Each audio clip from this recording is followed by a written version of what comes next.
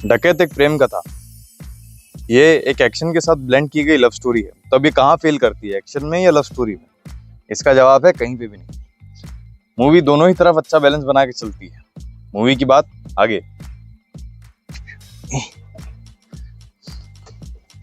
हालांकि मुझे और काफी लोगों को स्टार्टिंग से इसका प्लॉट बड़ा ही देखा देखा हुआ लग रहा था। मतलब एक लड़का जो प्यार में पागल है, उसको फिर धोखा मिलता है और फिर वो बाद में आता है तो एक चेंज पर्सन बन के आता है बदला लेने के लिए। कितनी ही मूवीज में हम ये सेम प्लॉट देख चुके हैं। 1990s की मूवी से लेके अभी लेटेस्ट में तड़प भी उसी के आसपास की पिक्चर है। तो ये प्लॉट टीजर और ट्रेलर के टाइम से ये बड़ा देखा देखा सा लग रहा था, जो कि आई एम हैप्पी कि एक्चुअली ऐसा नहीं है। मूवी इससे काफी अलग है, काफी ज्यादा कॉम्प्लेक्स है, काफी एंगेजिंग है, काफी ज्यादा डाइवर्सिंग है। नॉर्मली इसी फॉर्मेट को फॉलो नहीं कर रही है जो फॉर्मेट हम देखते हुए आए हैं। शादी में जरूर जरूर आना, तड़प वगैरह, इन सारी मूवीज में हमें सेम कॉन्सेप्ट दिखता है। इसमें डिफरेंट हो जाती हैं बातें। स्टोरी आपको देख के लगेगा कि आपने 50-60% देख रखी है और आप उसमें अपने एजम्पशंस भी डालने लगोगे जिस जैसे वो स्क्रीन पर अनवील होगी। लेकिन सारे एजम्पशंस आपके नकली निकल जाएंगे। एक दो हो सकते हैं जो सही हो सकते हैं, टिपिकल बॉलीवुड टच है वो तो। लेकिन मेरे लिए तो वो भी एक सरप्राइज की तरह ही आया। देख रहा था मैं कि हाँ ये हो सकता है, लेकिन उसकी फिर जब एक्सपेक्टेशंस खत्म हो जाती है उसके बाद कहीं ना कहीं से वही हो जाता है। तो वो एक अच्छी चीज देखने को लगी कि इतने अच्छे, अगर ऑब्वियस भी रखना था तो उतना ऑब्वियस नहीं रखा कि आप गैस भी कर पाओ। आप टाइमलाइन नहीं बता सकते कब क्या होने वाला है। उसके बाद जाके फिर आपको रिवील मिलता है बाद में कि नहीं, आप जो सोच रहे थे वो ठीक था, लेकिन उसके बीच में इतने इवेंट्स भी हैं।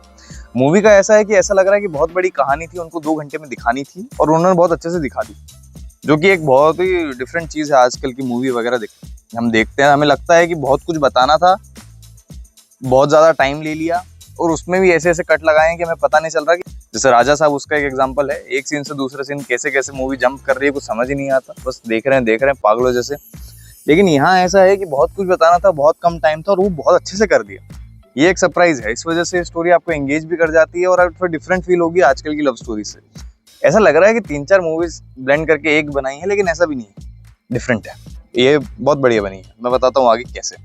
मूवी में हम बात कर ले तो मूवी 2 लोगों के अराउंड चलती है। एक है हरी, एक है सरस्वती। दोनों का कैरेक्टर जो है वो इन दोनों ने प्ले किया है। इन दोनों का लव और इन दोनों की केमिस्ट्री, लव एंगल बहुत ही रियल फील हो रहा है, जो कि मूवी के लिए रिक्वायर्ड भी था। दोनों का प्यार जब दिखाया गया हमें तो काफी प्योर लग रहा था। और बाद में इस पे डाउट्स आते हैं, फिर बाद में क्या होता है क्या नहीं, वो इस मूवी में एक एंगल ये भी कवर करता है इसको। लेकिन इसमें अगर एक्टिंग परफॉर्मेंस की बात करें तो मेरे हिसाब से दोनों ने बहुत अच्छा काम किया, लेकिन स्पेशली मृणाल ठाकुर, उन्होंने, एक तो वो बड़ी खूबसूरत लगी है मूवी में माशाल्लाह। उसके अलावा उनकी एक्टिंग भी मेरे हिसाब से उनका बेस्ट परफॉर्मेंस है। सीतारामम के साथ इसको हम पैरेलली रख सकते हैं। बहुत ही अच्छा परफॉर्म किया उन्होंने। चाहे उनके कैरेक्टर को डिप्रेशन दिखाना था, एंग्जाइटी दिखानी थी, डर दिखाना था, या फिर वरीड दिखाना था, बीमार दिखाना था, थकावट दिखानी थी, गिल्ट दिखाना था, सबका सब बड़ा अच्छे से क्लियरली हमें स्क्रीन पे दिखता है। और यही रीजन है कि हम उनकी इनोसेंस, उनकी प्योरिटी, उनके कैरेक्टर की जो है उससे कनेक्ट कर पाते हैं, क्योंकि उन्होंने कहीं पे भी हल्का सा भी उसको लेयर रखने की कोशिश नहीं की। उतना उन्होंने एक्सप्रेस किया, उतना बहुत ही क्लियरली एक्सप्रेस किया।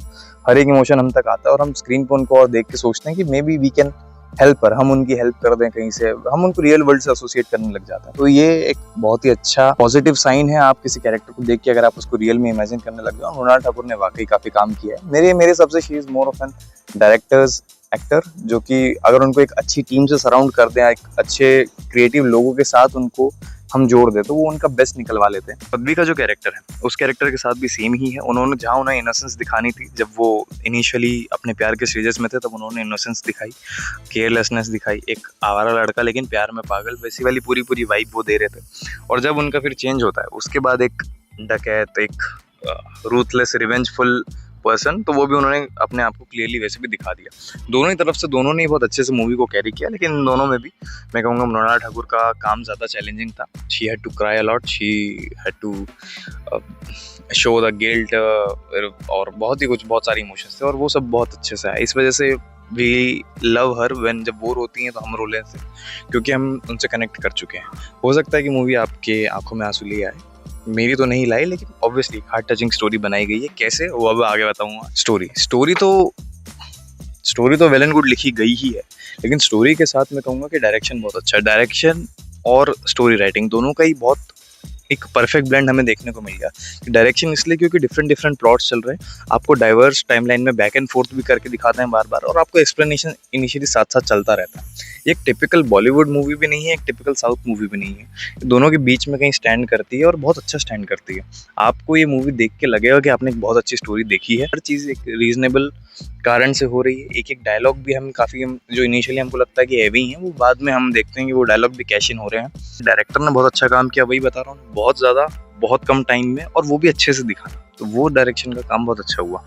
एक्टिंग की बात करें तो हर एक पर्सन अपने अपने कैरेक्टर से ऑनेस्ट था, एकदम क्लियर कट था, उसको पता था कि क्या ज़्यादा नहीं करना, क्या कम नहीं करना। सब के सब एकदम परफेक्टली मुझे बैलेंस दिखे, इसमें किसी की भी एक्टिंग खराब नहीं। और एक्टर्स भी इन्होंने एक से एक ले रखे थे, whether it was Prakash Raj sir, Anurag Kashyap sir की थोड़ी एक्टिंग गड़बड़ आ गई, बट वो उनसे हम इतना एक्सपेक्ट भी नहीं कर सकते, उनका स्क्रीन टाइम इतना है भी नहीं, it's a normal thing, normally उसको परफॉर्म कर रहे हैं, वो ठीक है, वो ऐसा भी नहीं है कि बहुत बेकार कर रहे हैं, अच्छा कर रहे हैं।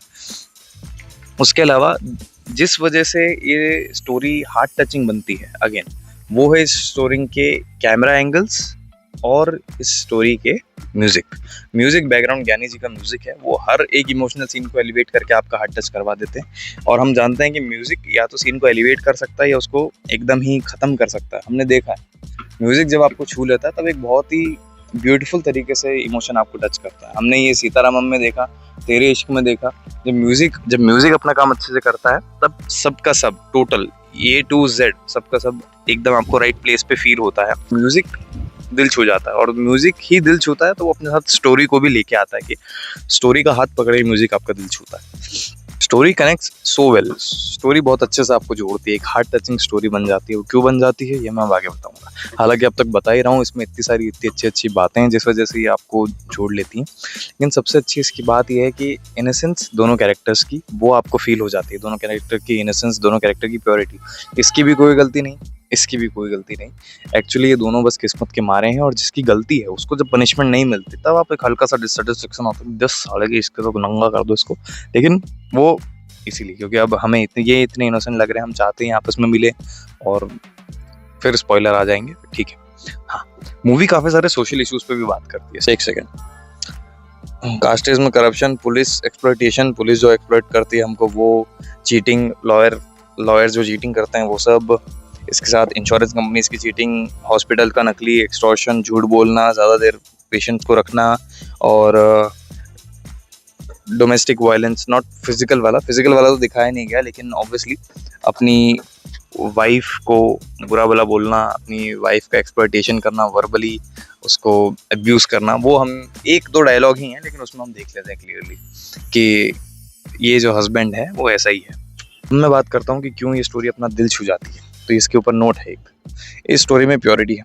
इसकी प्योरिटी दोनों कैरेक्टर्स की, दोनों कैरेक्टर्स जैसे जैसे हम आगे ग्रो होता हुआ देखते हैं उनको, we love them towards the end of the movie, हम उनको प्यार करने लगते हैं क्योंकि दोनों की कोई गलती नहीं, हम ये समझ पाते हैं। और सबसे बड़ी बात, जैसा हम एक्सपेक्ट कर रहे थे, जैसा इतना ऐसी मूवी से एक्सपेक्ट किया जाता है कि एक मीडियोकर मूवी होगी, मीडियोकर स्टोरी होगी उसकी, और mediocre screen play, writing, music वगैरह के साथ एक मीडियोकर बजट में बना दी गई है, ऐसा नहीं है। ये इसका म्यूजिक वगैरह सब अच्छा है, ऐसा नहीं है कि ये बिल्कुल ही खराब है, एकदम मीडियोकर है। ये इसी वजह से ज़्यादा सरप्राइज करती है क्योंकि कोई बड़े नाम नहीं है इसमें। Mrinal Thakur is currently growing, Advi is currently growing, सब लोग ग्रो कर रहे हैं, और इन्होंने बहुत ही अच्छा प्रोडक्ट बना के आपको दे दिया, जो कि डेफिनेटली, ऐसा नहीं कहूँगा मैं कि आपको देखना चाहिए या नहीं, ये सवाल ही नहीं होना चाहिए आपके मन में, आपको डेफिनेटली जाके देखना चाहिए। एक अच्छी स्टोरी टेलिंग है, एक अच्छी लव स्टोरी हम बहुत टाइम बाद देखेंगे जो आपका दिल छुएगी। उन्होंने बहुत अच्छा एफर्ट डाला और उसका बहुत अच्छा रिवॉर्ड आया। मैं तो कहता हूँ बहुत प्यारी स्टोरी टेलिंग है, आपको जोड़ती है, आप भर सकता है, गला भर सकता है, क्योंकि अगर आपने वो इमोशनल डेप्थ फील की दोनों कैरेक्टर्स की, अगर आपने घुस के जैसे मूवी देखनी चाहिए वैसे देखी, तो आपको डेफिनेटली बहुत बुरा लगेगा, बहुत आपको गिल्ट होगा, आपको दुख होगा कि ये दोनों आपस में फिर फालतू बकवास, स्पॉइलर आ जाएंगे। सो मूवी बिल्कुल भी खराब नहीं है, मूवी देखने लायक भी नहीं है, मूवी देखनी ही चाहिए आपको। देखने लायक एक बहुत छोटा स्टेटमेंट हो जाएगा, आपको मूवी देखनी ही चाहिए।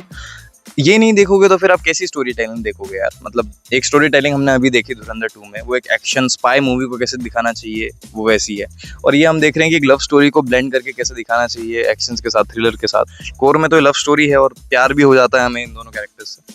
मतलब मैं तो कहूँगा कि ये 2026 की बेस्ट लव स्टोरी है सो फार, और आगे भी चलेगी। तो अगर इसका टाइटल और टैगलाइन को दूसरा हो जाता, मे बी हरी जूलियट या फिर हरी सरस्वती, जैसा सीतारामम में दोनों कैरेक्टर्स का नाम था, ऐसा कुछ हो जाता, या फिर कुछ और हो जाता, मे बी तो प्यार है, ऐसा कुछ टाइटल हो जाता, तो वो भी ठीक रहता। दूसरा, इसमें डबिंग बहुत हुई है जो कहीं ना कहीं आपका मजा खराब कर देगी, मेरे जैसा कर दिया, बट वो समझ में भी आता है। 2 लैंग्वेजेस में 17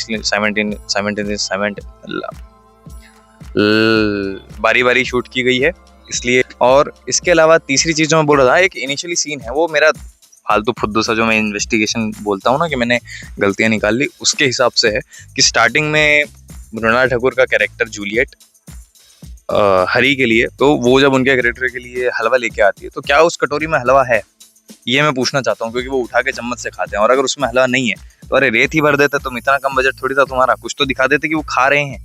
या तो उसमें हलवा है और मैंने मिस कर दिया, बहुत कम क्वांटिटी में लिया होगा, या फिर उसमें हलवा नहीं है। मोस्टली उसमें हलवा नहीं है, ऐसा मैं मानता हूँ, और है तो अच्छी बात है। चलिए, ये हो जाएगा, मूवी पूरी कंप्लीट होती है। मूवी देखनी चाहिए आपको, बहुत ही प्यारी लव स्टोरी है, और आप इसमें जाके प्रेम से इस मूवी को देखें। चलिए।